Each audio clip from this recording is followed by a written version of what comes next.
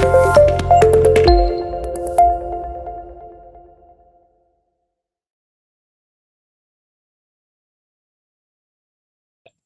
semoga lancar ya.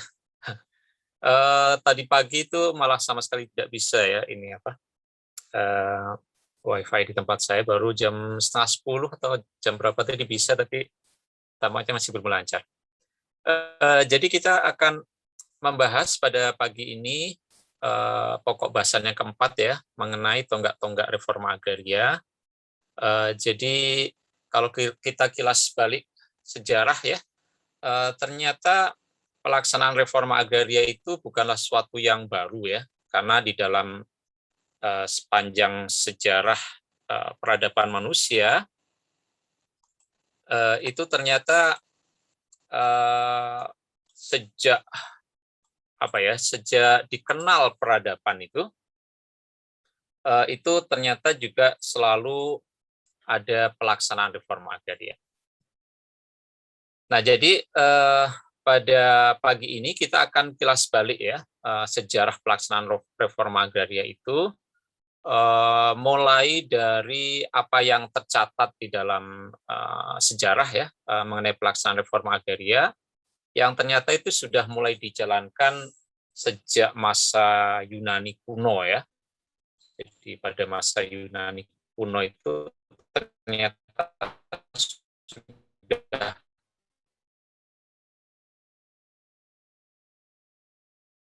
mulai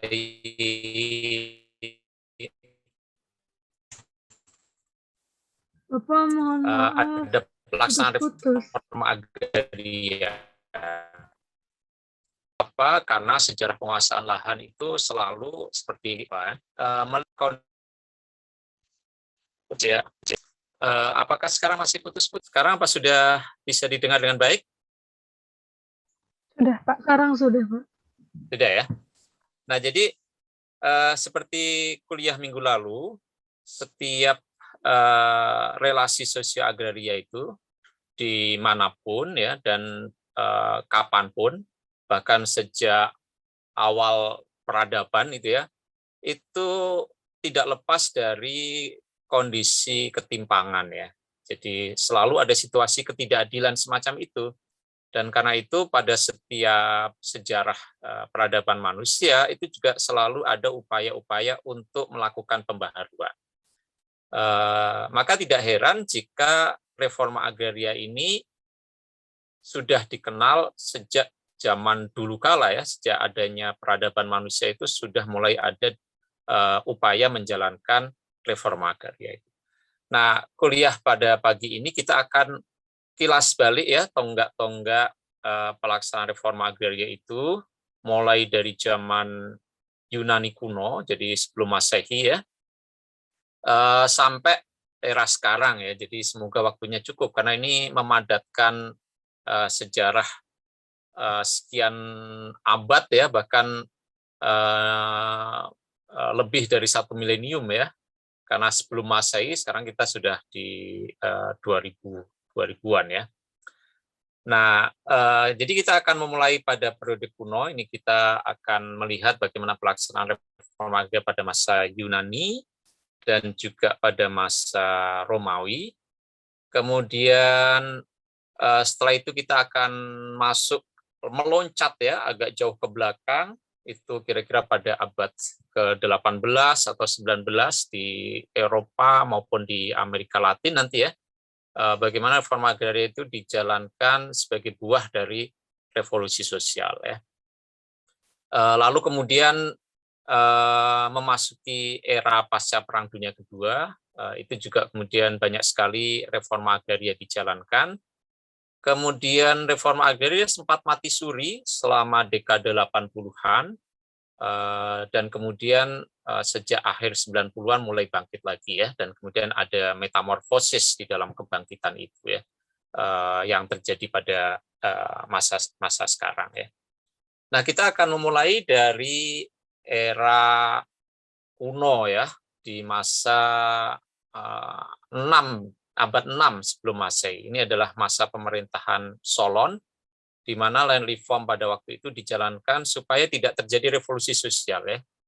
Karena rupanya kondisi ketidakadilan agraria itu demikian parahnya sehingga kemudian timbul keresahan sosial, ada gejolak politik yang ini kemudian memaksa ada upaya pembaharuan supaya revolusi sosial itu bisa dicegah. Ya. Jadi ini upaya mencegah revolusi sosial. Ya. Nah, apa yang terjadi pada masa itu sehingga kemudian terjadi krisis yang demikian parah itu? Pada waktu itu di Athena, ya, Athena ini salah satu kota ya di Yunani, dan kota-kota di Yunani pada masa itu seperti sebuah republik ya. Jadi dia menjadi negara kota ya. Dia punya sistem pemerintahan tersendiri, cikal bakal demokrasi kan ada pada masa itu, sehingga setiap kota punya pemerintahan sendiri, punya senat sendiri dan seterusnya begitu ya. Nah, apa yang dihadapi di Athena pada waktu itu, konteksnya adalah tanah itu di sana dikuasai secara komunal oleh suku atau klan, tetapi penggunaannya itu kemudian dibagikan secara berkala ya kepada anggota klan atau suku itu ya sebagai hak pakai individual, yang luasannya itu tergantung kepada ukuran keluarganya. Kalau ukuran keluarganya kecil, maka jatahnya juga sedikit gitu ya. Tetapi kalau keluarganya besar, tentu jatah tanahnya itu lebih besar ya. Dan juga tergantung pada kondisi kesuburan tanahnya ya. Kalau tanahnya kurang subur, tentu luasannya akan lebih besar ya daripada tanah yang subur ya. Nah, karena tanah ini adalah tanah komunal milik suku atau klan, tentu saja dia tidak bisa diperjualbelikan ya. Tetapi hak pakainya yang dipegang oleh individu tadi, oleh keluarga-keluarga tadi, bisa digadekan kepada pihak lain ya. Dan sistem gadenya waktu itu sebetulnya sangat memberatkan ya, karena 5/6 dari hasil panen itu diserahkan kepada pemberi hutang ya. Sekarang malah sistem gadenya bahkan mungkin lebih berat lagi ya, karena kalau belum bisa membayar hutangnya, maka seluruh hasil dari tanah itu diambil oleh si pemberi hutang kan begitu kan, kalau gade sekarang ya. Tapi dulu ini 5/6 ya, jadi si pemilik tanah masih mendapatkan jatah 1/6 ya. Kenapa kok kemudian timbul gade semacam itu? Ya, ini tentu sejarahnya cukup panjang, tetapi karena sejarah perang dan segala macam itu, sehingga petani-petani kecil itu sangat kesulitan dan kemudian banyak menggadekan tanahnya. Nah, tanah-tanah yang digade itu kemudian dikasih tanda khusus, disebut horoi ya. Jadi itu menandai kalau tanah-tanah itu adalah objek jaminan ya. Nah, pada akhirnya ini menimbulkan lingkaran hutang ya yang tidak bisa dibayar. Bayangkan kalau petani hanya memperoleh 1/6 ya dari tanahnya itu, bagaimana dia bisa hidup ya? Maka dia akan berhutang lagi gitu ya. Dan pada akhirnya dia menjadi setengah budak atau bahkan budak ya, yang kemudian dia bisa dijual ke luar daerah oleh si pemberi hutang itu ya. Kenapa ke luar daerah? Karena budak yang berasal dari orang Athena sendiri tidak boleh dijual di Athena sendiri ya. Jadi sesama orang Athena tidak boleh menjual budak gitu ya. Tetapi dia bisa dijual ke negara atau kota polis yang lain ya, ke Sparta ya, ke mana-mana itu ya di Yunani. Nah, kondisi ini tentu saja menimbulkan keresahan sosial pada petani, sehingga mereka menyiapkan diri untuk melakukan pemberontakan begitu ya. Nah, ini kemudian membuat orang-orang kaya tadi mengalami ketakutan ya. Kalau sampai terjadi kerusuhan, tentu mereka rugi juga gitu ya. Seperti itu. Dan apalagi kalau mereka membandingkan dengan di beberapa polis lain, itu sudah terjadi anarkis semacam itu ya. Nah, inilah konteksnya, sehingga kemudian ada upaya pembaruan ya yang dilakukan, dan itu terjadi pada tahun 594 sebelum Masehi, di mana Solon ya kemudian dipilih oleh kedua belah pihak tadi ya, yaitu petani dan orang-orang kaya itu untuk menjadi pemimpin dan kemudian berusaha menyelesaikan masalah di antara mereka, karena Solon ini dianggap orangnya bijak gitu ya, tidak memihak gitu ya, sehingga diharapkan ada penyelesaian yang sifatnya win-win solution gitu ya. Nah kemudian ketika Solon memerintah, dia berusaha menjalankan pemerintahan dengan satu visi membebaskan tanah itu dari ikatan hutang piutang. Jadi jangan lagi tanah itu menjadi alat eksploitasi gitu ya. Jadi ikatan hutang piutang yang ada pada tanah itu harus dihapus gitu ya, karena kalau ada ikatan itu maka seorang bisa jatuh menjadi budak kan gitu ya. Kemudian horoi ya, horoi atau batu yang menandai bahwa tanah itu jaminan gitu ya, itu akan dihancurkan.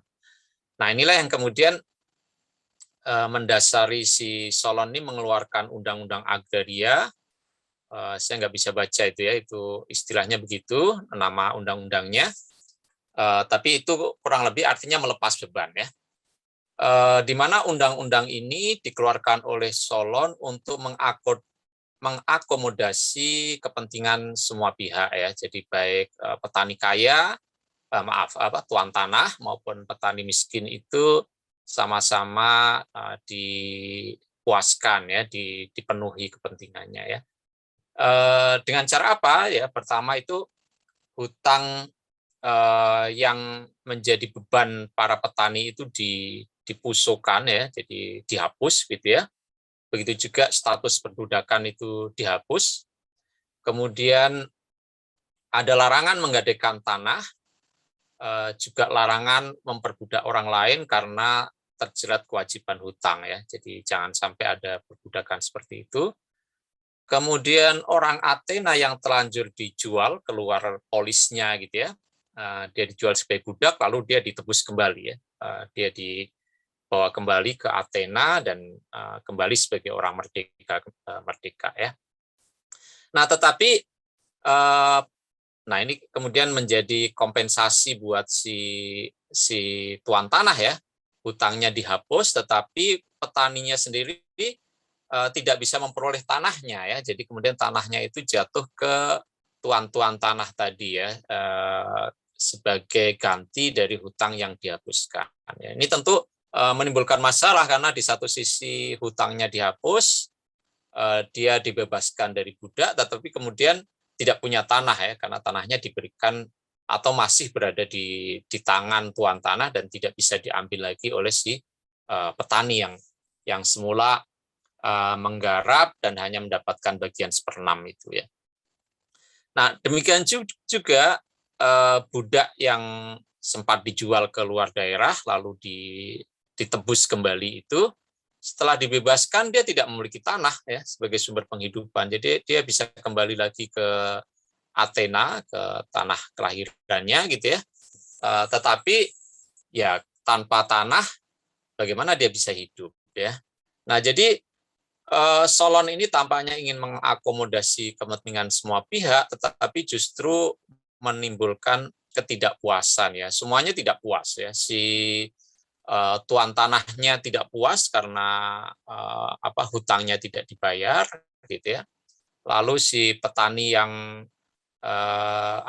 menggadaikan tanah tidak bisa mengambil tanahnya kembali, tetap berada di tuan tanah, dan budak yang dibebaskan juga tidak puas karena kemudian dia tidak punya sumber penghidupan gitu ya.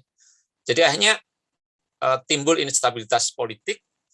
Jadi upaya untuk mencegah revolusi tadi tidak bisa diwujudkan gitu ya. Dan akhirnya pemerintahan Solon pun jatuh gitu ya. Nah, ketika pemerintahan Solon jatuh, maka terjadilah anarki ya. Anarki yang semula itu dikhawatirkan terjadi gitu ya, dan kemudian berupaya untuk dicegah melalui upaya pembaruannya Solon tadi. Tetapi ketika Solon jatuh, anarki ini tidak bisa dihindari, dan selama 2 dekade itu terjadi keadaan tanpa pemerintahan, ya, anarki sosial, ya.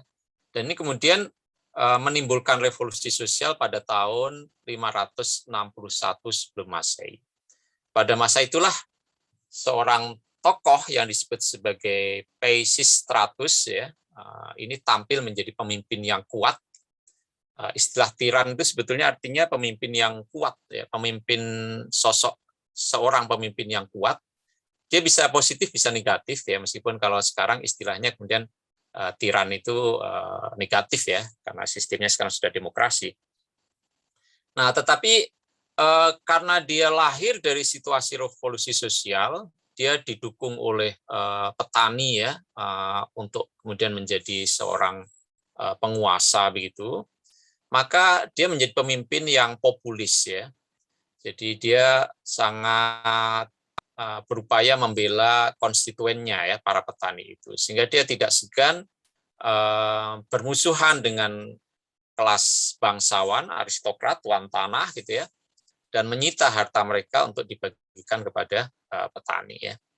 Nah, banyak sekali kebijakan yang dilakukan oleh Peisistratus ini, dan ini membuat pemerintahannya stabil, dan Athena pada masa itu juga cukup makmur, ya, dibanding negara-negara kota yang ada di Yunani, ya. Jadi apa yang dia lakukan? Pertama, dia kemudian memfokuskan pertanian di Athena itu pada perkebunan zaitun, ya, olive, ya, karena itu paling cocok untuk wilayah itu. Kemudian dia membagi-bagikan tanah kepada para petani. Ini saya juga tidak tahu bacanya gimana, ya. Itu yang menjadi pendukung utamanya, ya. Dan itu terutama adalah tanah-tanah para bangsawan yang menjadi lawan politiknya, yaitu kemudian dia ambil alih, ya. Sebagian bangsawan dia tidak ambil alih, terutama yang menjadi pendukungnya, ya, ini tentu adalah kalkulasi politik, ya, dari si Peisistratus. Kemudian dia juga menyediakan kredit kepada petani, jadi petani itu kemudian dikasih pinjaman uang, dan itu digunakan untuk membeli tanah, ya, kalau misalnya dia tidak mendapatkan bagian tanah, karena tidak semuanya mendapatkan bagian dari tanah yang dibagi dari para bangsawan lawan politik Peisistratus tadi, sehingga sebagian harus membeli, gitu, ya. Dan itu kemudian diberikan kredit, ya. Lalu juga kredit itu digunakan untuk membiayai usaha pertanian, ya. Tentu membangun perkebunan zaitun itu tidak mudah, ya, membutuhkan biaya, dan itu kemudian diberi kredit oleh Peisistratus, ya. Nah, kemudian Peisistratus ini juga mengenakan pajak pertanian.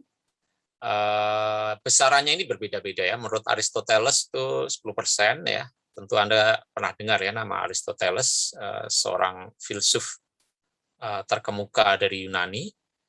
Dia dianggap sebagai bapaknya filsuf di Yunani pada waktu itu, karena ya, dia mendidik banyak sekali murid-murid yang kemudian menjadi filsuf besar, ya, seperti Plato dan segala macam, ya. Tetapi sumber lain di luar Aristoteles menyatakan bahwa pajaknya itu hanya 5%, ya. Nah, tetapi yang menarik adalah pajak itu tidak digunakan semuanya untuk kepentingan penguasa, ya. Kebanyakan seperti itu, ya. Tetapi sebagian juga digunakan untuk membiayai kredit tadi, ya, kredit pertanian untuk para petani, ya. Kemudian Peisistratus juga mencegah migrasi ke kota supaya tidak menimbulkan beban untuk kota, ya, dan kemudian juga situasi politik di kota itu lebih bisa dikendalikan, dan petani diupayakan untuk tetap berada di desa dan bekerja di sektor pertanian, gitu, ya. Nah, kemudian selain itu dia juga membuka pertambangan untuk menciptakan lapangan pekerjaan. Jadi selain pertanian, maka tenaga kerja yang tidak tertampung di situ diupayakan tidak bermigrasi ke kota dengan cara dijadikan tenaga kerja di sektor pertambangan, ya. Jadi Anda lihat di sini bahwa bahkan sejak masa masa kuno ya, sebelum Masehi ini, kebijakan land reform itu tidak bisa dilepaskan dari kebijakan sektor-sektor yang lain ya. Dia tidak bisa dipisahkan dari kebijakan perpajakan, tidak bisa dipisahkan dari kebijakan pertanian, tidak bisa dipisahkan dari kebijakan kependudukan ya, mengenai migrasi gitu ya. Bahkan juga sangat terkait dengan sektor-sektor perekonomian yang lain ya, seperti pertambangan ya. Jadi semuanya itu harus saling menopang sehingga kemakmuran bisa diciptakan ya. Dan memang pada masa Pisistratus ini Athena dikenal cukup makmur gitu ya. Nah, ini kisah keberhasilan di era Pisistratus, meskipun tentu orang bisa mendebat ya. Ya Athena kan kecil saja ya, mungkin kalau sekarang itu satu kabupaten gitulah ya, sehingga mungkin bisa lebih dikelola ya. Tetapi toh pada masa sebelumnya Solon tidak bisa melakukan itu ya, sampai terjadi anarki ya. Jadi meskipun skalanya kecil dari sisi luas wilayah, tetapi bukan berarti skala persoalannya itu remeh ya, cukup berat ya, dan Pisistratus bisa menjalankan. Orang juga bisa mendebat kenapa kok yang dibagi hanya tanah bangsawan atau tuan tanah musuhnya ya, yang menghalang-halangi dia waktu dia mau tampil sebagai pemimpin pada masa revolusi sosial ya. Tentu keberatan itu tidak bisa dibandingkan dengan penilaian pada masa sekarang ya. Masa sekarang sudah masa demokrasi. Pada masa itu kan naik turunnya seorang pemimpin seringkali karena sejarah perang ya, sejarah pertumpahan darah gitu ya. Jadi wajar saja kalau pemenang perang kemudian mengambil harta milik musuh lawan politiknya gitu ya, dan kemudian dibagikan di antara para pengikutnya ya. Itu sesuatu yang jamak sekali terjadi pada masa itu, istilahnya rampasan perang ya, dan segala macam, itu sesuatu yang banyak dilakukan ya. Ada pertanyaan sampai di sini? Kalau tidak ada, kita lanjut ke masa Romawi. Jadi pada masa Romawi ini lebih dekat ya, tapi ini tetap saja masa sebelum Masehi ya, sebelum kelahiran Isa atau Yesus ya. Jadi ini sudah lama sekali ya. Nah, tetapi ini adalah kasus yang terjadi di Romawi. Kalau tadi pada abad 6 sebelum Masehi, ini sekarang terjadi pada abad kedua sebelum Masehi. Jadi 200 tahun ya sebelum kelahiran Isa ya. Nah, sama seperti kasusnya Solon ya, land reform di Romawi kuno ini juga didorong oleh upaya mencegah revolusi sosial ya, karena konteksnya pada waktu itu juga terjadi ketimpangan yang sangat parah ya di Roma, di mana tanah-tanah publik itu artinya tanah publik itu kalau istilah sekarang mungkin tanah negara gitu ya, itu bisa dikuasai dengan hak sewa ya. Nah, tetapi pada prakteknya yang kemudian menguasai tanah-tanah publik itu adalah para tuan tanah ya, sehingga tanah itu terkonsentrasi sedemikian rupa di antara segelintir tuan tanah itu. Nah, ini tentu punya dampak yang serius. Kenapa? Karena dengan demikian penduduk yang bisa menguasai tanah itu menjadi terbatas ya, karena sebagian besar sudah sudah dikuasai oleh para tuan tanah. Nah, ini punya implikasi lebih luas ya, bukan hanya soal tanahnya dikuasai oleh segelintir orang, tetapi itu juga kemudian mengurangi jumlah warga negara yang dapat dikenakan wajib militer. Karena waktu itu kan yang menjadi tentara itu bukan tentara profesional pada masa sekarang ya. Jadi setiap warga negara itu dikenai wajib militer ya pada masa-masa itu ya. Nah, masalahnya yang bisa dikenai wajib militer itu adalah mereka yang menjadi warga negara ya. dan warga negara itu adalah mereka yang punya tanah. Ya. Jadi ini konsep warga negaranya beda dengan sekarang ya. Jadi mereka yang punya tanah sebagai imbalan mereka dapat memiliki tanah itu mereka punya kewajiban kepada negara yaitu menjadi tentara. Nah kalau yang punya tanah sedikit berarti yang bisa menjadi tentara menjadi terbatas. Sementara Roma ini kan dikenal sebagai imperium yang wilayahnya sangat luas, menaklukkan banyak daerah, dan dia butuh banyak tentara dengan sendirinya. Nah, ini yang kemudian menjadi masalah ya. Nah, selain masalah yang sifatnya ketatanegaraan semacam itu dan juga soal keharusan mempertahankan wilayahnya dengan melibatkan banyak tentara tadi, masalah yang lain adalah tanah-tanah yang sudah dikuasai oleh segelintir tuan tanah tadi itu kemudian dirubah penggunaannya ya dari lahan pertanian menjadi areal penggembalaan ya. Ya karena mereka sendiri kan tidak mungkin mengelola tanah yang sedemikian luas itu secara sendirian kan ya. Jadi kemudian mereka lebih banyak memanfaatkannya untuk peternakan domba misalnya gitu ya. Nah, ini dengan sendirinya akan menyebabkan lapangan kerja yang tersedia itu berkurang ya. Kalau untuk pertanian dia membutuhkan banyak sekali tenaga kerja, mulai menyiapkan lahan, menanam, merawat ya, sampai memetik, mengolah hasilnya ya, dikeringkan, diawetkan dan seterusnya. Tetapi kalau dia dijadikan sebagai lahan peternakan, ya sedikit sekali tenaga kerja yang dibutuhkan karena pada dasarnya biri-biri itu domba itu dilepaskan begitu saja kan sebetulnya ya, hanya butuh beberapa orang saja untuk menjaganya ya. Nah tentu saja ini kemudian menimbulkan peningkatan jumlah orang miskin ya karena beberapa orang yang sebelumnya menjadi tenaga kerja ya di lahan pertanian milik para tuan tanah tadi menjadi menganggur ya dan kemudian mereka menjadi miskin ya.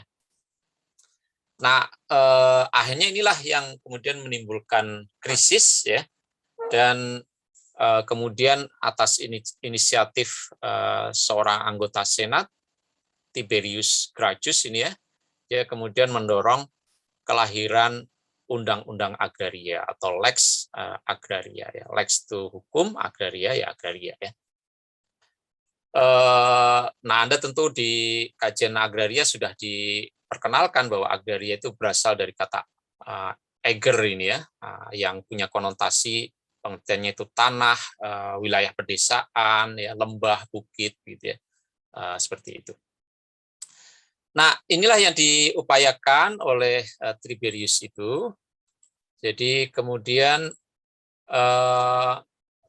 undang-undang agraria yang diinisiasi Tiberius ini kemudian menentukan adanya batas maksimum dan minimum penguasaan tanah. Jadi tanah publik itu hanya bisa disewa oleh tuan tanah itu dengan batas maksimal tertentu ya. 100 saya lupa 100 berapa hektar gitu ya. Kemudian juga ada batas minimum ya. Jadi paling tidak setiap rumah tangga petani itu dapat memiliki tanah dengan luas yang bisa memenuhi kebutuhan hidup yang layak itu ya. Jadi ada batas minimumnya. Nah, kemudian ada komisi khusus yang dibentuk ya untuk menjalankan undang-undang agraria ini. Nah, tetapi undang-undang ini tidak sempat berjalan dan komisi khusus ini kemudian mandek karena para tuan tanah itu kemudian marah ya dan kemudian Tiberius Gracchus ini dibunuh ya, dibunuh dan ini kemudian menimbulkan gejolak cukup luas ya di kalangan para petani, bahkan kemudian para petani ini mendirikan monumen-monumen peringatan ya untuk Tiberius ini, bahkan kemudian itu menjadi semacam tempat untuk diberi persembahan gitu ya. Sekarang kalau di mungkin kalau kita bayangkan di Indonesia dulu dibuat candi untuk pemakamannya, lalu candi-candi itu menjadi tempat pemujaan ya. Itu karena begitu besar harapan yang semula tujukan kepada tokoh ini oleh para petani, tetapi sayangnya kemudian dia belum mencapai keberhasilan, sudah dibunuh ya. Nah, adiknya Gaius Gracchus ini kemudian terpilih sebagai anggota Senat 10 tahun setelah kakaknya terbunuh. Tentu ini juga berkat dukungan luas dari banyak pihak yang merasa kecewa tadi ya, dan dia kemudian berusaha untuk melanjutkan inisiatif pembaruan yang belum sempat dijalankan oleh kakaknya ya. Jadi apa yang dia lakukan, dia kemudian menghidupkan kembali undang-undang agraria itu, lalu dia juga membuka lahan baru untuk kolonisasi. Jadi orang kemudian ditempatkan di tempat baru itu, membuat pemukiman baru, membangun lahan pertanian yang baru begitu ya. Kemudian dia menghapus uang sewa tanah bagi petani kecil. Jadi tanah-tanah publik tadi itu kan disewa ya. Itu untuk petani kecil dihapuskan, dan ini juga ada perimbangannya, di mana kemudian tuan-tuan tanah yang menyewa tanah dalam skala luas itu juga diberi kelonggaran ya untuk membayar sewanya ya. Jadi ada penundaan ya, ada relaksasi ya, semacam relaksasi pajak kalau pada saat sekarang. Jadi kewajiban sewa mereka itu juga direlaksasi. Tetapi kemudian pada 121 sebelum Masehi, Gaius Gracchus ini juga dibunuh ya, karena demikian kuatnya kedudukan dari para tuan tanah ya di dalam sistem perpolitikan di Roma saat itu. Mereka sangat besar peranannya gitu ya, sehingga akhirnya si Gaius Gracchus ini juga dibunuh. Dan sejak itu maka terjadi proses kontrareform ya, di mana kemudian tanah-tanah yang dikuasai dengan hak sewa, tanah publik tadi ya, oleh para tuan tanah itu kemudian dilegalisasi. Jadi kemudian menjadi tanah yang sepenuhnya milik si para tuan tanah itu. Jadi ini semakin menguatkan ketimpangan di Romawi. Dan kemudian ini semakin ini ya dalam sejarahnya, tapi kita tidak bisa membahas ini secara tuntas. Dalam sejarahnya selalu muncul upaya untuk melakukan pembaruan ya di Romawi kuno ini ya, mulai Cicero sampai masa-masa setelahnya ya. Nah, ini kalau kita melihat di sini, kita sudah punya bayangan bahwa ternyata reforma agraria itu sudah berumur lama ya, dan sejak masa Yunani kuno maupun Romawi kuno itu soal-soal mengenai ketimpangan, mengenai ekonomi yang stagnan, mengenai pembangunan yang tidak produktif karena ditandai dengan ketimpangan yang tinggi ya, itu sudah menjadi persoalan yang serius, dan itu kemudian melahirkan upaya-upaya untuk melakukan pembaruan ya.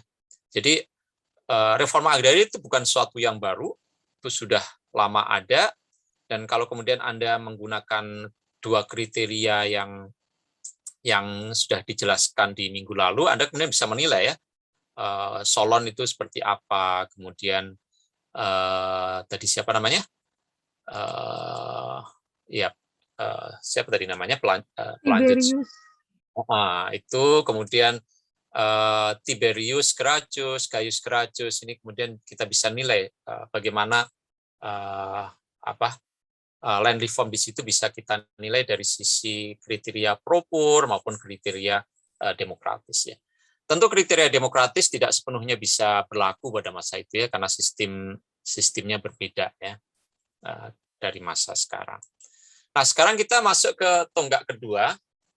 Ini sekedar untuk mengilustrasikan bagaimana RA juga terus menjadi kepedulian di banyak tempat ya. Dan ini sekarang kita melompat ya ke abad ke-18 ya, dan ini kita lihat contoh di Prancis, revolusi Prancis. Jadi di sini adalah contoh-contoh seperti halnya contohnya siapa tadi?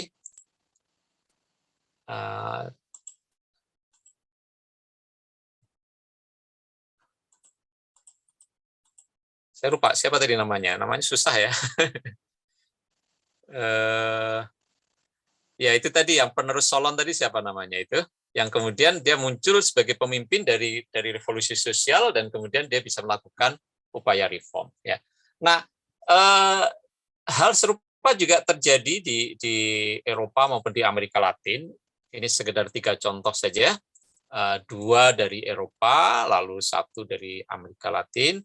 Ini adalah contoh-contoh ketika RA itu juga dijalankan sebagai hasil dari revolusi sosial. Jadi terjadi revolusi sosial karena adanya ketidakadilan yang sudah tidak tertahankan lagi begitu ya. Lalu terjadi revolusi sosial dan kemudian ketika revolusi sosial itu berhasil, maka kemudian dijalankan RA itu ya. Jadi RA itu menjadi cita-cita yang kemudian menginspirasi revolusi sosial itu dilakukan dan kemudian cita-cita itu berusaha diwujudkan ketika revolusi itu berhasil ya. Nah, jadi di Prancis itu mirip ya. Jadi tentu saja sistem feudalisme itu menjadi sistem yang jamak terjadi pada masa itu, bukan hanya di Yunani maupun di Roma, tetapi juga terjadi di Prancis. Dan kemudian di situ terjadi perbudakan petani ya di dalam sistem feudalisme itu ya. Nah ini kemudian melatari terjadinya revolusi sosial tahun 1789.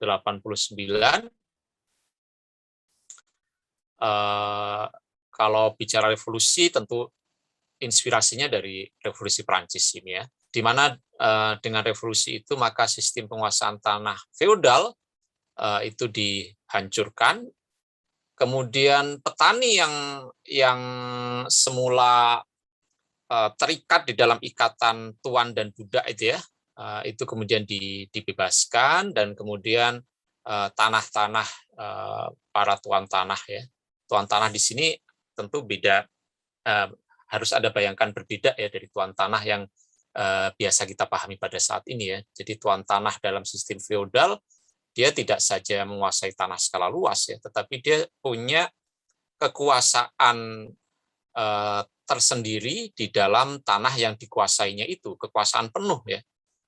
Orang-orang yang tinggal di atas tanahnya menjadi hambanya, menjadi budaknya begitu ya. Jadi beda dengan tuan tanah dalam arti sekarang ya. Jadi kalau tuan tanah dalam arti sekarang kan tidak sampai sebegitu luas ya kekuasaannya. Jadi dia feudalisme ini ada kekuasaan politik di samping kekuasaan ekonomi ya. Jadi orang yang tinggal di tanahnya adalah seperti budaknya ya. Jadi penduduk yang tinggal di situ adalah budaknya. Kurang lebih seperti itu ya. Nah inilah yang kemudian dihancurkan dan tanah-tanah itu kemudian dibagi kepada petani dan budak ya. Ada yang memang betul-betul budak, ada yang petani tetapi dengan kewajiban serfdom ya. Serfdom itu berarti kewajiban dia bisa menggunakan tanah di situ, tetapi dia harus bekerja untuk si tuan tanah itu dengan kewajiban-kewajiban yang berat tentunya ya. Kalau budak sama sekali dia tidak punya tanah ya, dia bekerja untuk tuannya itu tanpa digaji sama sekali ya. Nah, kemudian ada pelembagaan sistem usaha tani keluarga, jadi keluarga menjadi basis dari produksi pertanian, dari usaha tani, gitu ya. Dan ini kemudian sebagai alternatif dari feudalisme. Feudalismenya dihapus ya, lalu menjadi usaha tani keluarga. Ya. Tentu juga ini tidak lepas dari semangat revolusi Perancis ya, yang jargonnya tentu Anda pernah dengar barangkali ya, égalité, fraternité, dan liberté ya. Égalité kesetaraan, fraternité persaudaraan, dan liberté, kebebasan. Itu yang kemudian dampaknya menjadi inspirasi ke seluruh Eropa, terutama Eropa Barat dan Utara, juga ke seberang kontinen Eropa ya, ke Inggris, di mana itu juga menginspirasi pembaruan di Inggris, meskipun dalam bentuk yang lebih moderat ya. Jadi feodalismenya tidak sampai runtuh, tidak terjadi revolusi sosial di sana, tetapi kaum feodalnya sendiri kemudian melakukan upaya reform supaya tidak terjadi revolusi sosial, daripada dia ditumbangkan gitu ya, lalu dia membuat reform yang moderat, lalu dikenalkan sistem penyakapan. Jadi kalau sebelumnya hubungannya adalah ikatan tuan budak gitu ya, serfdom gitu ya, lalu sekarang hubungannya adalah penyakapan, sewa menyewa kayak gitu ya. Itu yang terjadi di Prancis ya. Kisah serupa juga terjadi di Rusia ya, tentu dengan konteks yang berbeda, tetapi sama sebetulnya, ada kesenjangan ekstrim antara petani kaya yang disebut sebagai kulak dengan petani tunakisma ya. Nah, hanya saja nanti bentuk reformnya menjadi berbeda ya. Konteksnya kurang lebih sama. Lalu juga terjadi revolusi pada tahun 1917, sudah masuk abad 20 ya. Tetapi perbedaannya adalah kalau kemudian tanah-tanah kaum feodal ini dibagi kepada petani keluarga gitu ya di Prancis, maka di Rusia ini kemudian tanah-tanah feodal tadi dihapus, bahkan hak milik pribadi juga dihapus, kemudian hubungan sewa menyewa dilarang, tanah absente dilarang, buruh upahan juga dilarang, lalu hak garap dan luasan itu ditentukan atas dasar kemampuan menggarap. Tetapi kemudian ini tidak diberikan kepada usaha tani keluarga, tetapi kepada sistem pertanian yang sifatnya kolektif ya. Jadi dibentuk kelompok-kelompok ya gitu ya. Nah, tetapi apa dampaknya? Karena upaya reform ini terlalu antusias ya, namanya juga revolusi ya. Jadi seringkali tidak upaya merombak itu tidak disertai dengan upaya menata ya. Jadi merombak itu lebih mudah kan kadang ketimbang menatanya, dan karena kalau menata itu butuh perencanaan, butuh teknokrasi juga ya, butuh kejelian ya, butuh penelitian gitu ya. Nah, akibatnya apa? Akibatnya kemudian ketika sudah dikolektivisasi itu terjadi kemerosotan produksi ya, karena petani-petani kan kemudian harus beradaptasi. Dari semula dia bekerja untuk tuan tanah, lalu dia biasa bekerja dengan sesama anggota keluarganya, sekarang dia dipaksa menjalankan sistem pertanian kolektif ya, di mana itu diorganisasikan dalam kelompok-kelompok begitu ya. Jadi terjadi banyak hal yang butuh proses ya, dan kemudian itu menyebabkan produksi pertanian menjadi merosot drastis ya pasca revolusi itu. Dan dengan sendirinya maka kondisi sosial ekonomi menjadi lebih jelek dari kondisi sebelum terjadi revolusi ya. Itu juga jamak terjadi di mana-mana sebetulnya ya. Kalau Anda sekarang kan sering mendengar ungkapan ada gambarnya Pak Harto lalu ada tulisan enak zamanku toh gitu ya. Enak zaman saya kan gitu ya. Nah, ini juga begitu ya. Jadi seringkali setelah revolusi itu kondisinya lebih susah ya. Jadi timbul romantisme semacam itu ya. Dulu ketika terjadi revolusi kemerdekaan, situasinya kacau balau, kadang orang merasa lebih enak zaman Belanda gitu ya. Makanya zaman Belanda disebut sebagai zaman normal ya. Ketika terjadi revolusi, banyak perang gitu ya, banyak pemberontakan, ada Darul Islam, ada PRRI, ada Permesta, ada RMS ya. Jadi suasananya kacau balau. Orang kemudian membayangkan romantisme zaman normal gitu ya. Ini jadi ngelantur. Nah, tapi kemudian menyikapi itu, lalu kemudian dikeluarkanlah oleh pemerintah Rusia pada waktu itu, ini belum Uni Soviet ya, Rusia ya, itu apa yang disebut sebagai New Economic Policy ya, di mana ciri-ciri kapitalisme itu mulai diperkenalkan juga, karena ternyata sistem pertanian kolektif ini malah justru semrawut gitu ya, sehingga kemudian produksinya justru merosot dan perkembangan ekonominya jadi stagnan.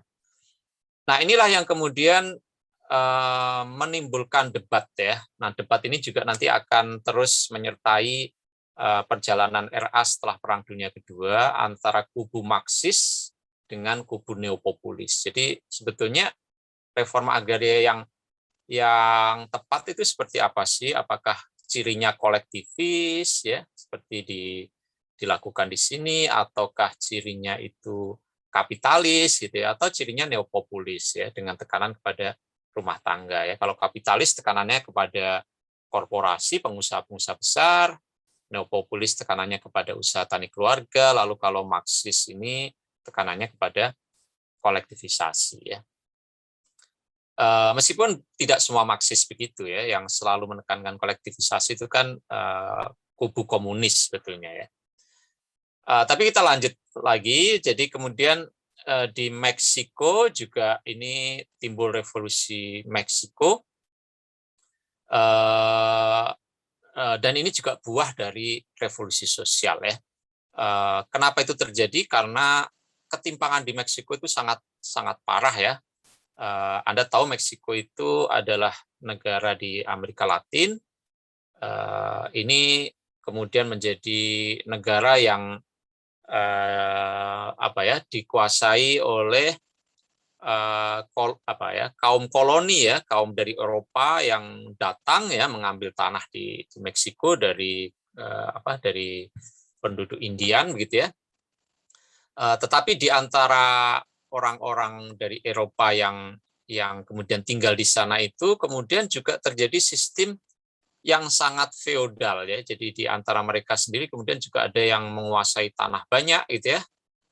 Dan kemudian ada di antara mereka yang tidak memiliki tanah sama sekali. Jadi kemudian terjadi sistem yang mereplikasi kondisi di negara asalnya ya, di Eropa itu kemudian direplikasi di sini ya, dengan kondisi yang lebih parah ya. Karena apa? Karena kemudian tuan tanahnya itu bisa menguasai lahan yang sangat-sangat luas sekali ya. Ada sistem yang disebut sebagai hacienda itu ya. Kalau Anda baca nanti ya. Jadi misalnya di sini disebutkan 40% wilayah Meksiko itu hanya dikuasai oleh 840 tuan tanah ya. Jadi Anda bayangkan cuma 840 menguasai 40% wilayahnya ya. Itu luas sekali ya. Kemudian gerejanya juga sangat konservatif. Gerejanya tidak mendukung petani-petani yang tertindas gitu ya. Dia justru membela status quo ya. Dan kemudian kondisi buruhnya itu seperti budak ya. Nah, inilah yang kemudian mendasari terjadinya revolusi sosial atas penguasa-penguasa tiran itu ya. Dan kemudian konstitusi Meksiko ini kemudian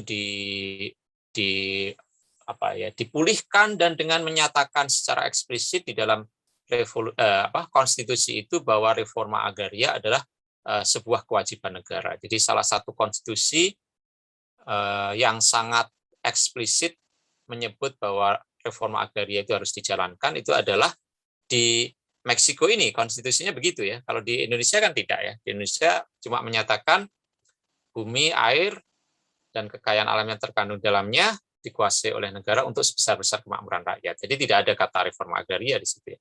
Tetapi kalau di Meksiko itu jelas dinyatakan. Dan itu tentu tidak lepas dari ini tadi ya. Jadi kondisi ini itu yang kemudian coba direspon ya. Lalu ketika hendak dijalankan oleh ini ya Francisco I. Madero ini baru beberapa lama berjalan, tetapi kemudian dia juga disabotase ya. Jadi Francisco I. Madero ini juga salah satu tuan tanah sebetulnya ya, tetapi dia punya pemikiran yang revolusioner gitu ya. Dia kemudian berusaha untuk merombak sistem itu, tetapi kemudian dia dimusuhi oleh tuan tanah yang lainnya sehingga program reforma agrarianya itu disabotase. Dan demikianlah maka terjadi perang saudara, lalu lebih dari 1 juta orang meninggal, tetapi itu bukannya tidak menghasilkan manfaat karena kemudian konstitusinya ini ya betul-betul menjamin hak-hak petani dan buruh. Seperti saya sampaikan tadi, disitulah dinyatakan secara eksplisit bahwa reforma agraria itu menjadi kewajiban negara. Jadi pada akhirnya siapapun yang akan berkuasa itu punya kewajiban menjalankan itu ya, meskipun itu tidak mudah ya. Dan betapa itu tidak mudah, ternyata perjuangan reforma agraria itu masih saja menjadi suatu yang seperti PR besar ya bagi negara Meksiko.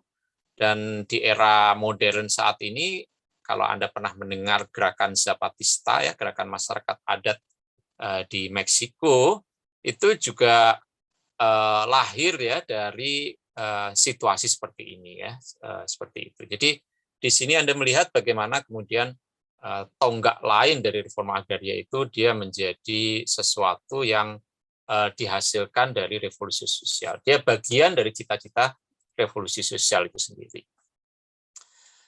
Oke, ada pertanyaan? Halo?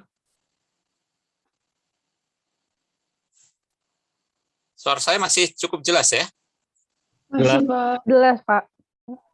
Oke, kalau gitu kita lanjut ya. Jadi ketika Anda kemudian melihat di sini ya, sebetulnya ketika Anda bicara mengenai kriteria kedua demokrasi, itu Anda melihat di sini bagaimana struktur kekuasaan yang timpang terkait tanah ya, feodalisme itu tidak mungkin dirombak tanpa melakukan proses demokratisasi kan gitu ya.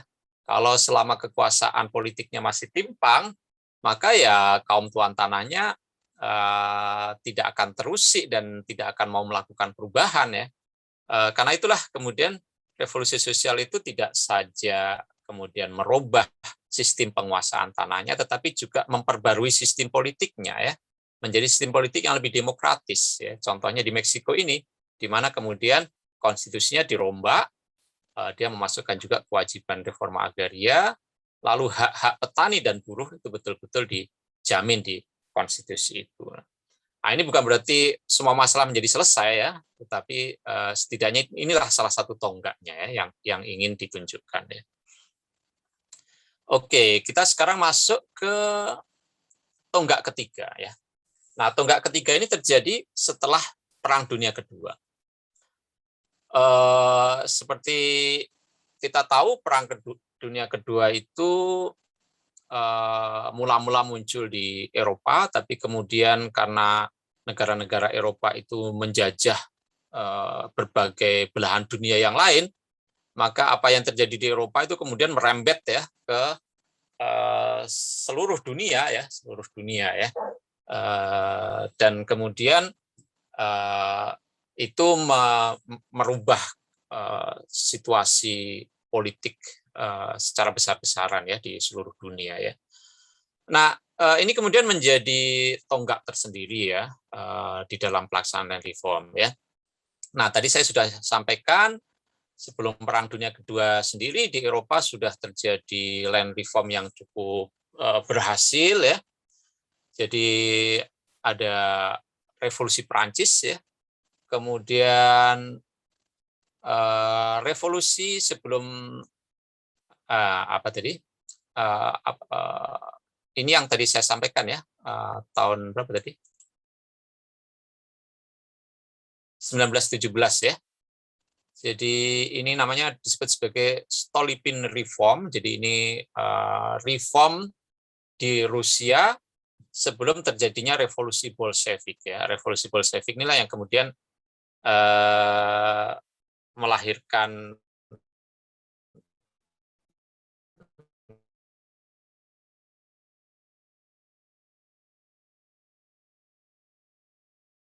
Halo, Pak. Negara Uni Soviet pada waktu itu ya. Yang tadi sudah saya sampaikan, dan kemudian debat ya. Halo? Tadi suaranya sempat hilang, Pak. Oh, sekarang sudah Yang lancar? Rusia. Ya, sekarang udah lancar. Lancar, Pak. Oke. Iya, jadi tadi kan sudah saya jelaskan revolusi tahun 1917 ini adalah yang disebut sebagai Stolypin Reform ya. Reform oleh Stolypin ya, dan ini terjadi sebelum revolusi Bolshevik ya. Dan revolusi Bolshevik inilah yang kemudian mendasari berdirinya Uni Soviet pada waktu itu ya. Jadi Stolypin Reform ini dianggap tidak cukup ya, sehingga kemudian timbullah revolusi Bolshevik itu.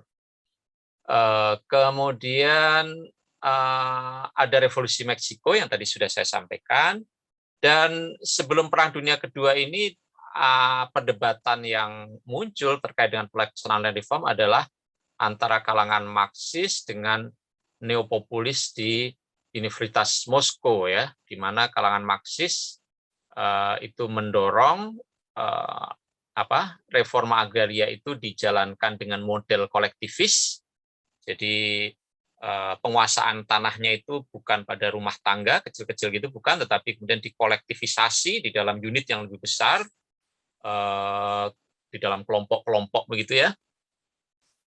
Itu di satu sisi, tetapi di sisi yang lain oleh kalangan neopopulis, ini tokohnya adalah Chayanov ya, salah seorang ilmuwan terkemuka juga di Rusia pada waktu itu, dia tidak setuju dan dia kemudian mendorong supaya reforma agraria itu basisnya adalah rumah tangga ya. Jadi ini yang disebut sebagai neopopulis ya. Jadi perdebatan sudah ada sebelum Perang Dunia Kedua.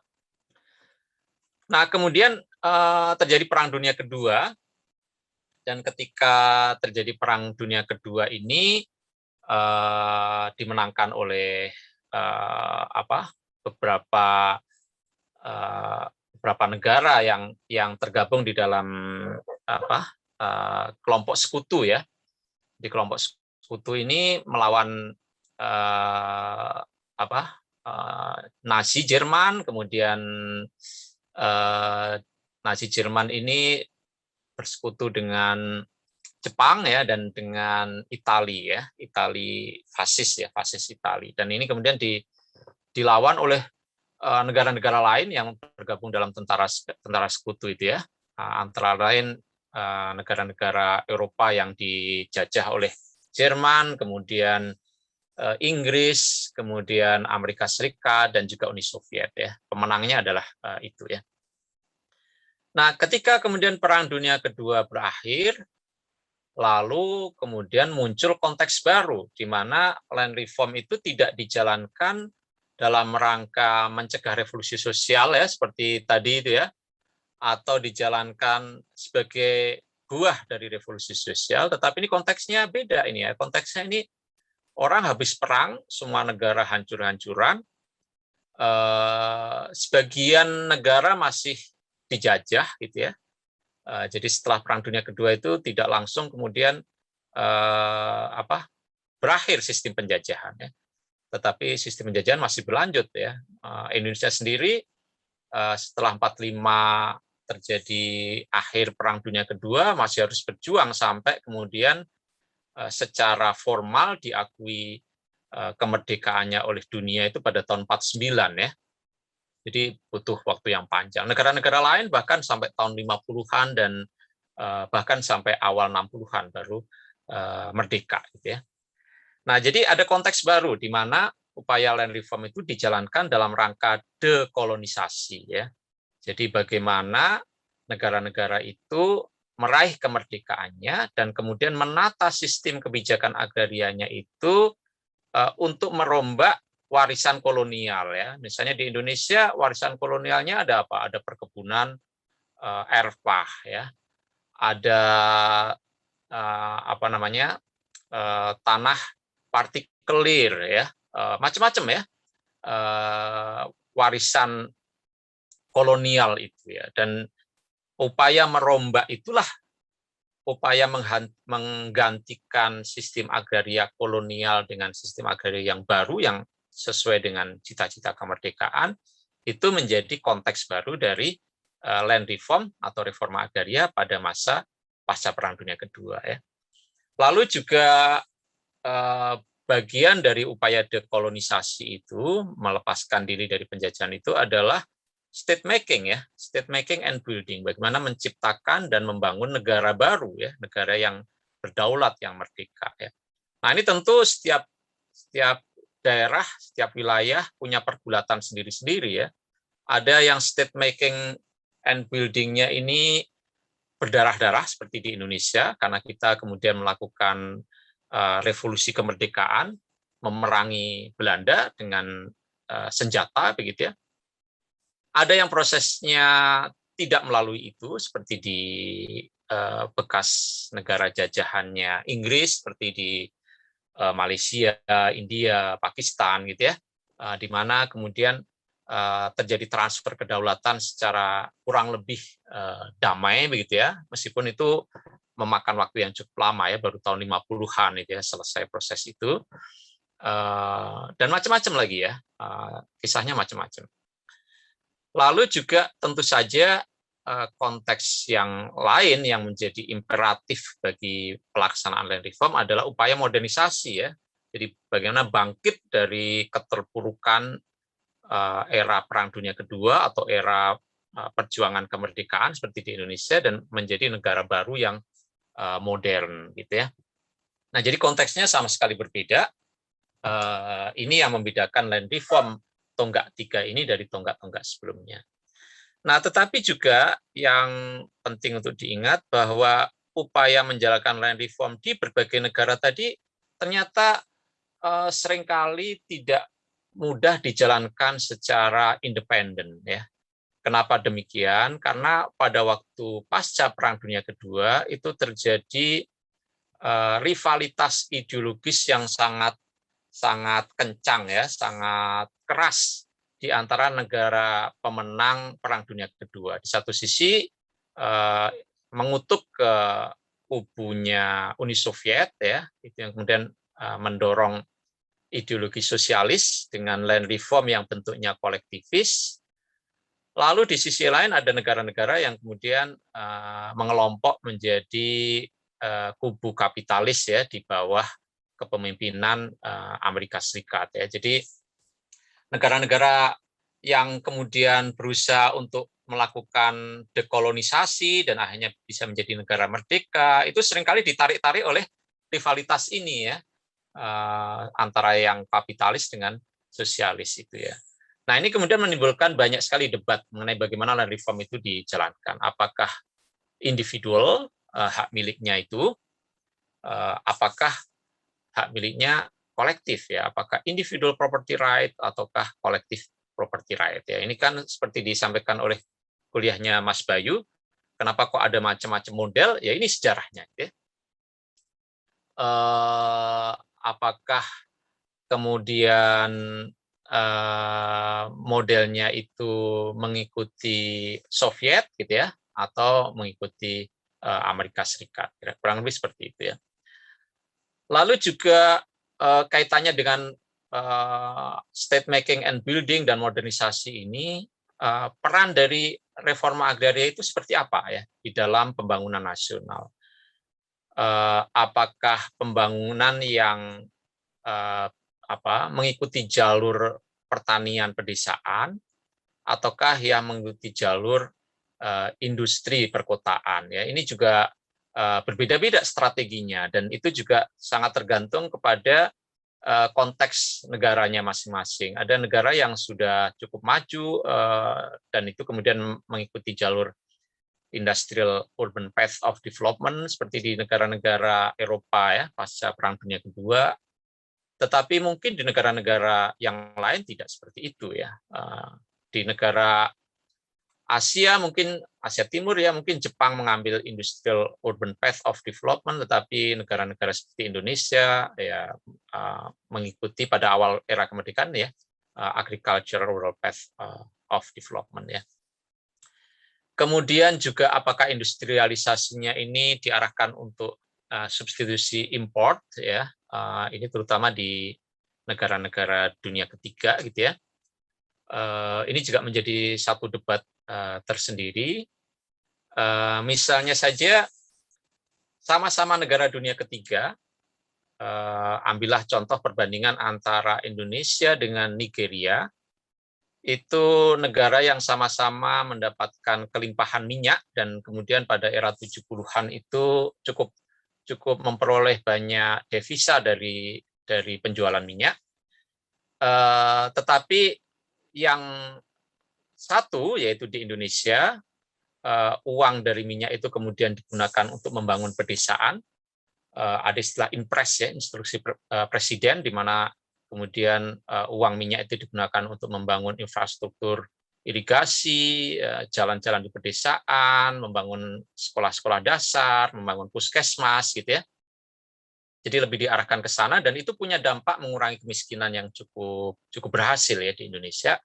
Sementara di Nigeria, hal yang sebaliknya yang dilakukan, ya. Jadi dia lebih berorientasi membangun industri perkotaan, ya, sehingga kemudian sektor pertanian kurang mendapatkan dukungan, sektor pendidikan di pedesaan tidak banyak dikembangkan, kesehatan juga begitu, sehingga angka kemiskinan tetap bertahan cukup tinggi, dan kemudian dalam jangka panjang ternyata Nigeria dan Indonesia ini menempuh jalur yang berbeda, dan relatif Indonesia cukup berhasil dari ukuran Human Development Index, ya. Nah, itu satu hal yang lain. Jadi ada banyak sekali perbedaan itu. Kemudian juga ada isu mengenai apakah reforma agrarianya itu lebih dipimpin oleh negara atau oleh petani, ya. Dan itu tergantung, ya, tergantung. Di negara seperti Meksiko tadi, ya, yang itu ada terjadi revolusi sosial, mungkin peran negara itu justru sangat tinggi di dalam menjalankan land reform, ya. Sementara di negara Indonesia, ya, di negara Indonesia ini tidak terjadi revolusi sosial di dalam kemerdekaannya, tapi yang terjadi adalah revolusi nasional, ya, revolusi untuk mencapai kemerdekaan, bukan revolusi sosial untuk merombak struktur feudalisme, ya. Meskipun di beberapa tempat di Indonesia terjadi, ya, tetapi tidak secara nasional. Misalnya di Aceh terjadi revolusi sosial di mana kaum Ule Balang bisa digulingkan, ya, terjadi revolusi sosial. Di Sumatera Timur, ya, di Delhi, di Serdang, ya, itu terjadi revolusi sosial di mana penguasa-penguasa kerajaan Melayu itu ditumbangkan, ya, dan kemudian lahan-lahannya banyak yang diambil oleh masyarakat, ya, sama seperti di Aceh, ya.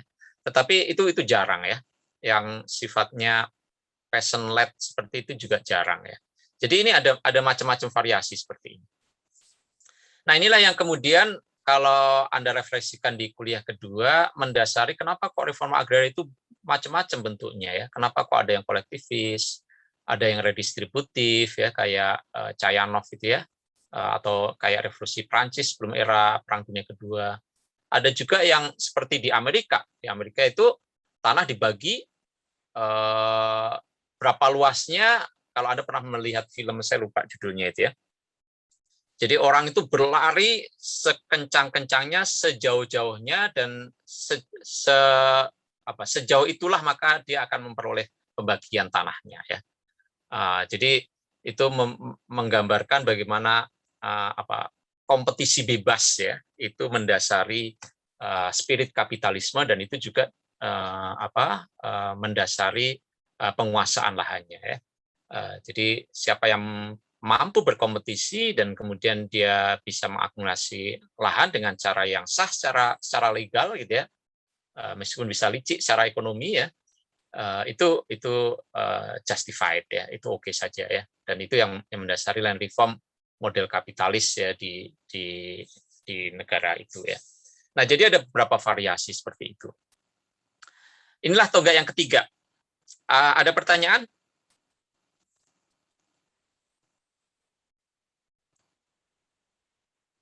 karena saya berusaha memadatkan ya, ini sejarahnya cukup panjang. Kalau ada pertanyaan, kalau tidak ada saya akan beralih ke era 80-an ya. Justru di era ke-80-an, era 80-an ini terjadi situasi mati suri. Jadi land reform itu tidak lagi dijalankan secara antusias ya. Kalau di pasca Perang Dunia Kedua itu dijalankan secara antusias, bahkan Amerika misalnya, karena dia terlibat perang ideologi tadi itu, dia mensponsori pelaksanaan land reform di Taiwan ya, di Korea Selatan, di Jepang gitu ya. Bahkan mereka membiayainya ya, membiayai land reform di negara-negara yang dikalahkan oleh Amerika tersebut ya. Jepang ya, di negara yang dikalahkan oleh Amerika Serikat, yaitu Jepang ya. Lalu dia juga mempelopori land reform di Korea Selatan. Kenapa land reform dilakukan? Karena Amerika Serikat menganggap itu sebagai bentuk strategi menghambat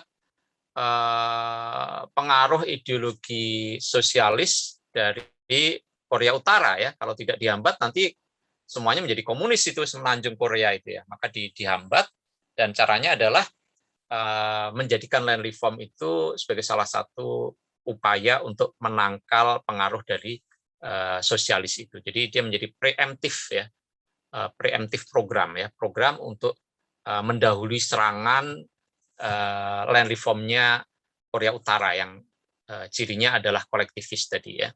Itu juga di Taiwan. Kenapa Amerika Serikat menjalankan land reform di Taiwan? Karena untuk menangkal pengaruh dari Cina daratan ya. Jadi ketika kaum nasionalis kalah oleh Mao Zedong ya, oleh kaum sosialis di Cina daratan, mereka lari ke Taiwan. Lalu di Taiwan mereka mendirikan negara sendiri yang sekarang masih tidak diakui oleh Cina, dan Amerika Serikat kemudian membantu pelaksanaan land reform di Taiwan itu ya. Jadi dijalankan dengan antusias dalam rangka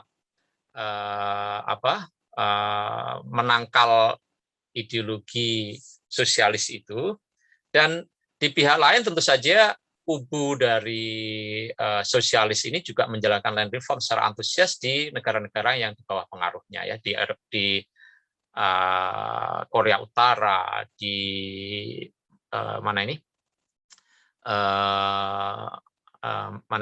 Vietnam ya, di Kamboja ya, dan lain sebagainya ya. Nah, tetapi kemudian ketika itu sudah mulai berlalu cukup lama, dari tahun 40-an ya, 50-an lah ya, sampai kemudian era 70-an, ini kemudian menandai transisi ketika land reform ini tidak lagi dijalankan secara antusias ya. Kenapa demikian ya? Kenapa? Karena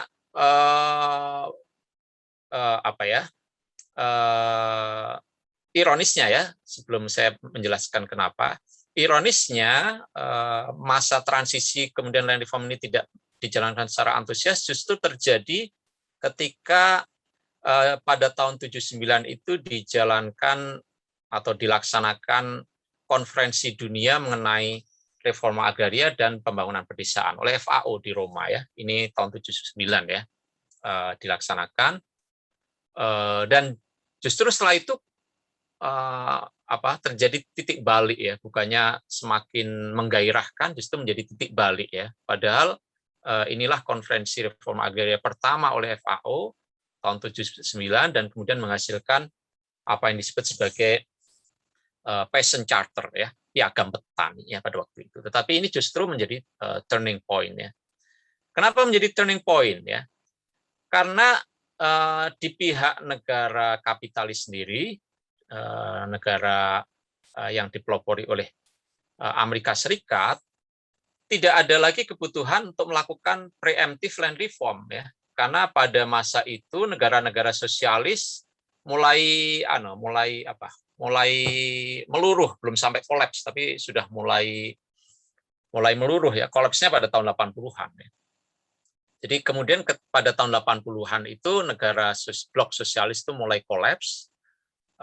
Misalnya di Jerman ya. Di Jerman waktu itu masih ada 2 blok, Jerman Barat yang blok Barat, blok Amerika, lalu Jerman Timur yang bloknya Uni Soviet ya. Tetapi kemudian terjadi apa ya? Runtuhnya tembok Berlin ya, itu menandai runtuhnya Jerman Timur, dan kemudian Jerman Timur bergabung unifikasi dengan Jerman Barat dan menjadi blok kapitalis gitu ya. Jadi seperti itu. Lalu kemudian Uni Soviet kalah perang di Afghanistan ya. Rezim sosialis di Afghanistan runtuh, jatuh. Kemudian muncul Taliban generasi pertama pada waktu itu ya.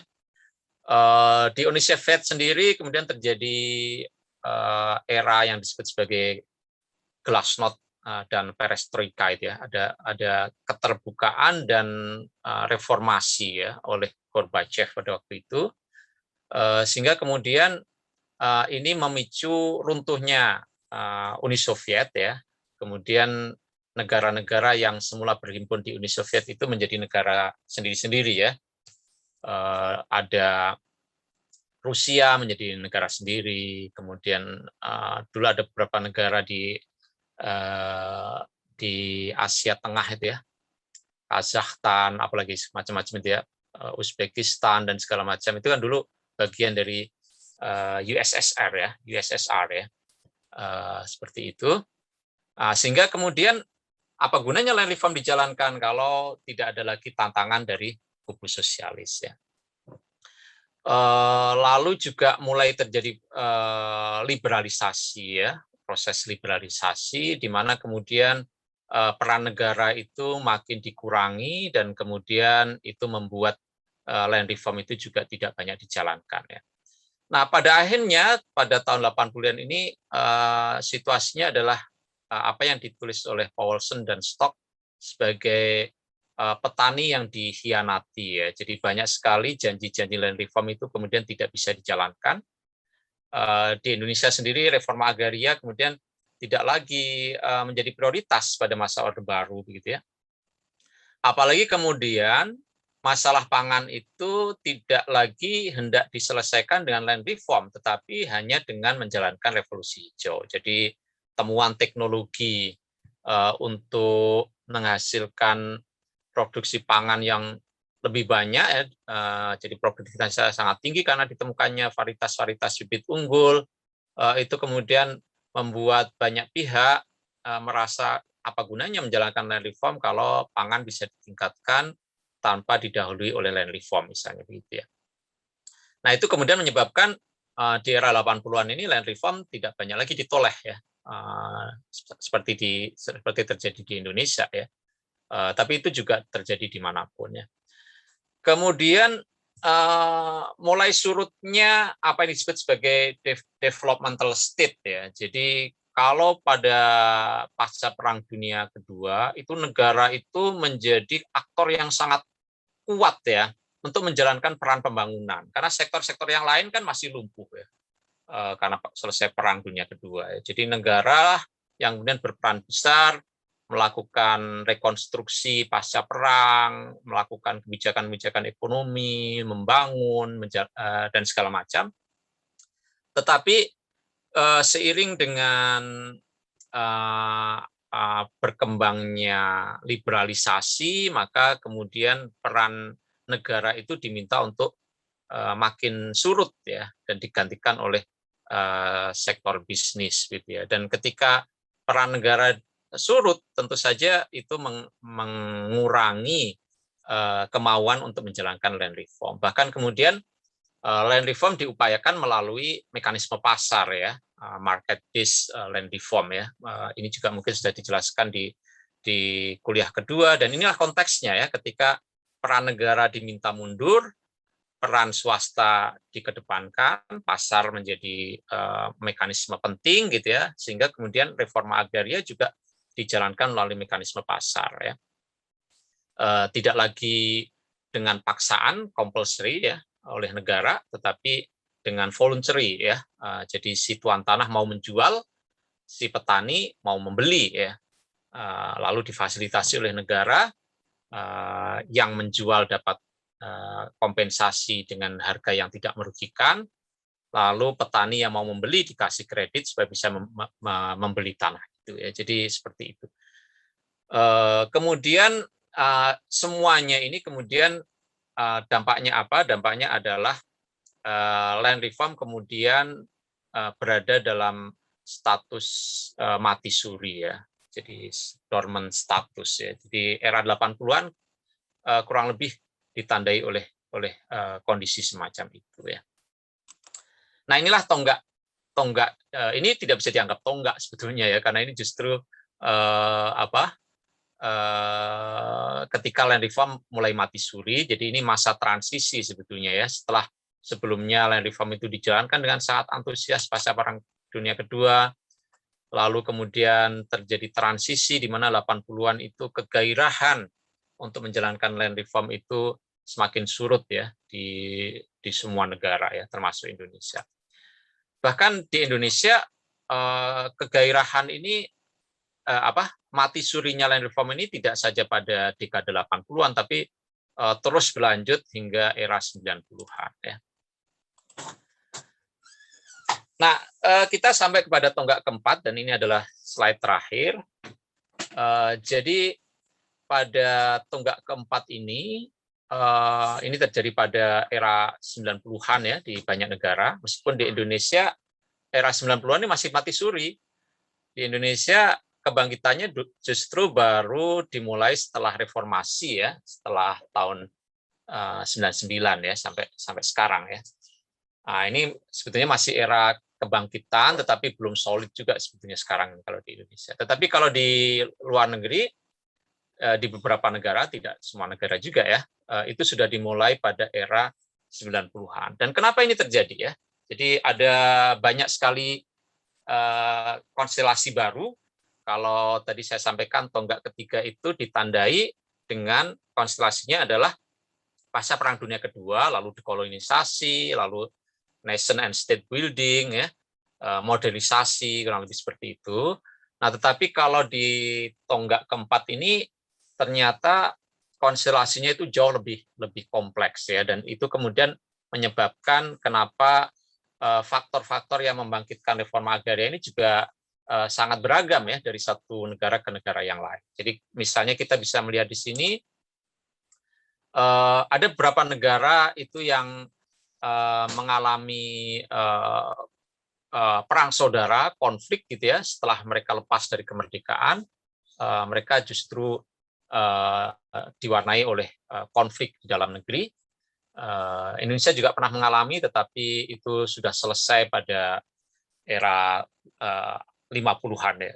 Kita punya konflik Darul Islam di Aceh, di Jawa Barat, di Kalimantan Selatan, ada PRRI ya di Sumatera Barat, ada Permesta di Sulawesi Utara ya, dan sebagian Sulawesi Tengah itu ya, macam-macam itu ya. Tetapi di negara yang lain, misalnya di Afrika Utara, setelah negaranya diberikan kemerdekaan oleh penjajahnya, saya lupa ini, kalau nggak salah Belanda ya, saya lupa.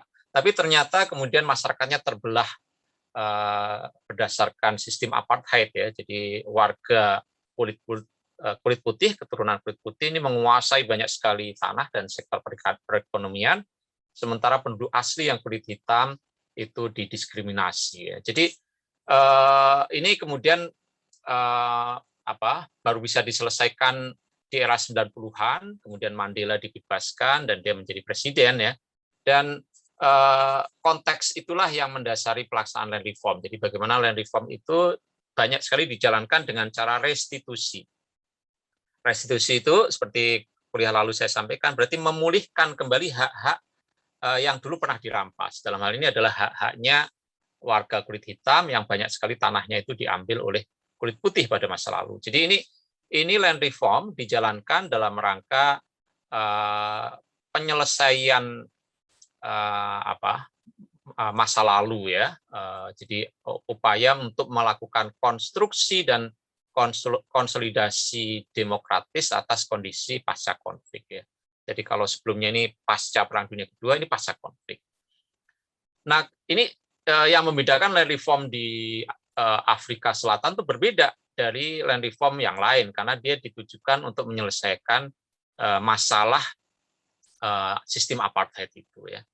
Lalu di El Salvador ini juga bagaimana land reform itu dalam rangka penyelesaian masalah akibat dari perang saudara ya di El Salvador.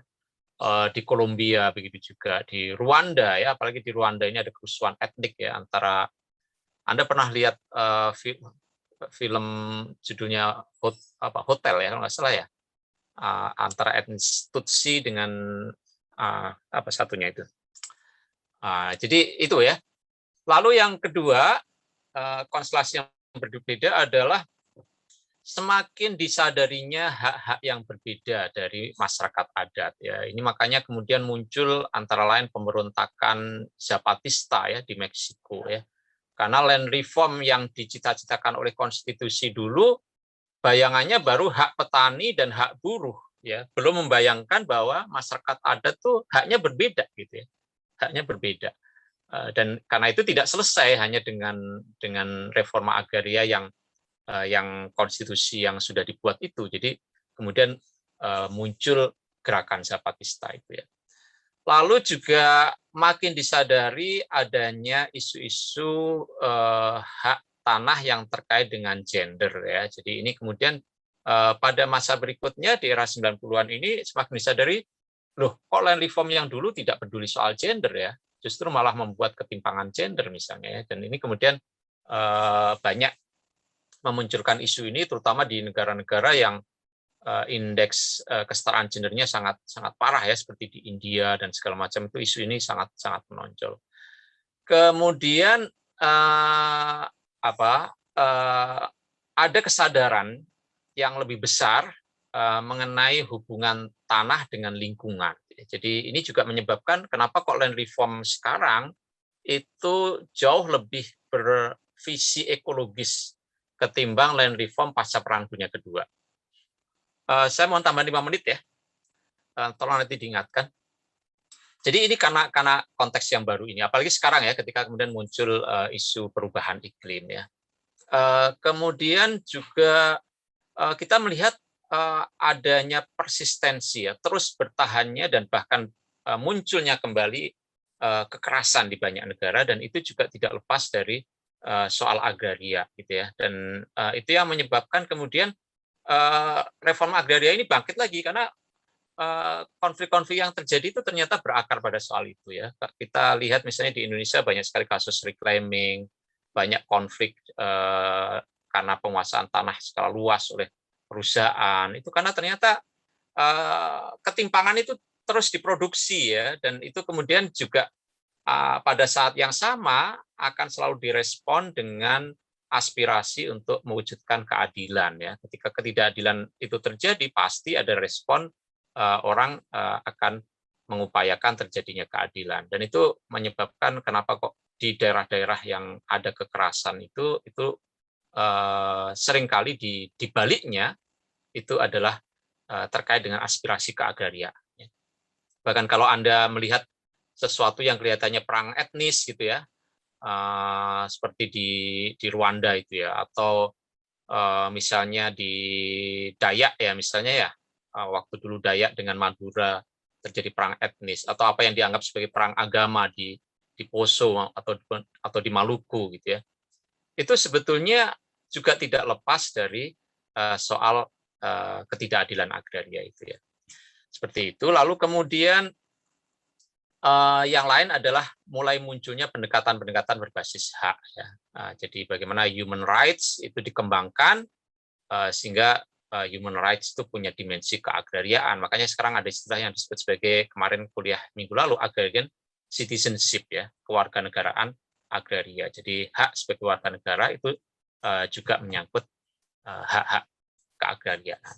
Nah, kemudian yang juga membedakan reforma agraria pada dekade 90-an itu adalah munculnya NGO sebagai aktor penting ya, yang itu nggak ada dulu pada pasca Perang Dunia Kedua itu. Dulu yang ada ya negara atau partai politik atau organisasi petani yang itu seringkali terafiliasi dengan partai politik ya. atau gerakan-gerakan petani ya yang tidak berafiliasi dengan politik seperti di Meksiko, di Vietnam gitu ya, seperti itu. Nggak ada NGO ya, tetapi sekarang NGO muncul ya. Nah, yang kemudian harus diingat juga, meskipun RA ini mulai bangkit lagi di era 90-an, tetapi ini juga ditandai oleh situasi global di mana neoliberalisme itu menjadi seolah-olah pemenang tanpa tanding ya. Setelah Uni Soviet itu tumbang, maka liberalisasi ini menjadi semakin digencarkan lagi sehingga sekarang dikenal sebagai neoliberalisme ya, ketika kemudian muncul apa yang disebut sebagai the Washington Consensus itu ya. Ini diskusi soal yang panjang juga soal ini.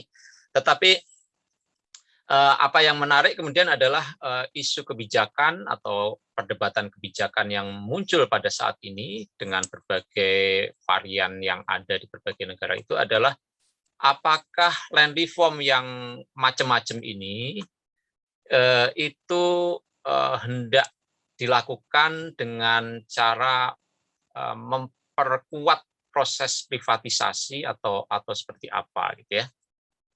Dan memang kecenderungannya begitu, termasuk di Afrika Selatan itu ya. Kemudian muncul ya tadi yang saya sampaikan alternatif apa yang disebut sebagai market-led agrarian reform. Agrarian reform yang dipandu atau dijalankan dengan cara pasar. Jadi willing sellers, willing buyers. Jadi si tuan tanahnya mau menjual, kalau nggak mau ya jangan dipaksa gitu ya. Tetapi negara bisa menciptakan disinsentif ya, misalnya dengan pajaknya dibuat lebih mahal gitu ya. Sehingga oh ya udahlah, ketimbang saya harus bayar pajak, saya jual saja gitu ya. Si tuan tanah bisa begitu. Tetapi juga itu harus dilakukan dengan cara transaksi jual beli. Jadi willing buyers. Jadi si petaninya harus mau juga membelinya ya. Lalu kalau Anda lihat World Bank ya tahun 2003 itu mengeluarkan satu publikasi khusus mengenai land policies for growth and poverty reduction. Ini salah satu publikasi penting di mana neoliberalisme ini ingin diupayakan di sektor pertanahan. Dan inilah salah satu dokumen penting yang menunjukkan itu ya. Jadi ini arahnya semakin ke privatisasi itu ya, seperti itu. Lalu juga ada dokumen Bank Dunia yang lain yang berjudul Agriculture for Development. Di sini dia menekankan 3 jalur untuk keluar dari rural poverty, dan 3 jalur ini sebetulnya memberi porsi yang jauh lebih kecil kepada peran land reform sebetulnya. Ini satu diskusi yang juga panjang juga. Saya rasa ini sudah pernah saya sampaikan juga waktu kuliah kancak ya. Nah, tetapi sebagai counter naratif terhadap kecenderungan neoliberal ini adalah apa yang kemarin saya sampaikan ya, state society driven agrarian reform. Jadi sekarang ini sebagai naratif kontranya, jadi seolah-olah ini kan semuanya serba pasar ya. Tetapi di dalam kuliah lalu saya tunjukkan bahwa land reform yang hanya dijalankan oleh negara itu ada banyak kelemahan. Land reform yang dijalankan hanya oleh petani dari bawah itu juga banyak kelemahan, tetapi yang jauh lebih potensial berhasil adalah kalau ada state society driven agrarian reform. Jadi ada arus atas bawah yang saling memperkuat, ibaratnya sandwich strategi itu ya. Dan itu diarahkan kepada democratic and pro-poor land policies and governance. Ya. Jadi ini kemudian parameternya adalah 2 hal ini. Saya kira ini yang bisa saya sampaikan. Jadi ini ada beberapa tonggak-tonggak ya, mulai dari era Yunani kuno, Romawi kuno, lalu awal abad bukan awal, tapi pada abad 19 dan awal abad 20 sebelum terjadi Perang Dunia Kedua, lalu kemudian kita berlanjut ke era pasca Perang Dunia Kedua sampai akhir 70-an, lalu kemudian kita masuk ke transisi era 80-an di mana land reform mengalami mati suri, dan kemudian terakhir kita tadi sudah membahas mengenai kebangkitan land reform kembali di era 90-an karena beberapa sebab dan dengan beberapa isu yang lebih beragam. Meskipun di Indonesia sendiri itu baru bangkit pada tahun 2000-an. Nah, hanya saja konteksnya berbeda karena pada era 90-an dan 2000-an saat ini kita menyaksikan dominasi dari neoliberalisme sehingga kemudian diarahkan land reform itu dijalankan dengan market-led agrarian reform ya. Tetapi banyak studi menunjukkan itu tidak berhasil dan karena itu ada tawaran counter naratifnya yaitu state society driven agrarian reform ya. Jadi reform agraria yang didorong oleh kerjasama yang saling menguatkan antara negara dengan masyarakat ya.